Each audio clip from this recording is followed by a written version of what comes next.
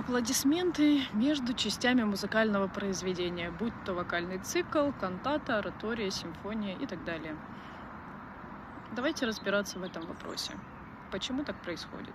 Скорее всего, зритель, который аплодирует между частями, пришел на концерт в первый раз.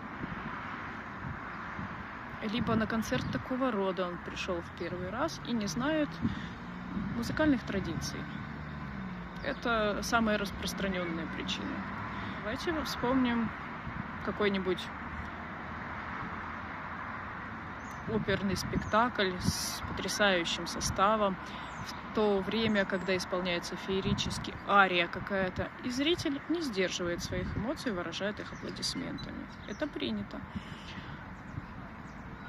Мое отношение такое. Нужно относиться к публике гораздо добрее. Ведь если он получит негатив, какие-то строгие взгляды, когда он аплодирует между частями, то, скорее всего, он очень сильно задумается, прежде чем прийти на следующий концерт.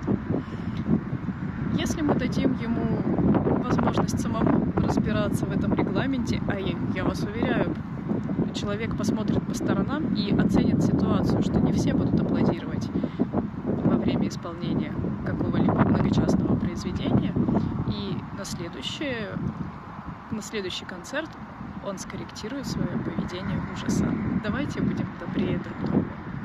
Всех люблю. Хорошего дня.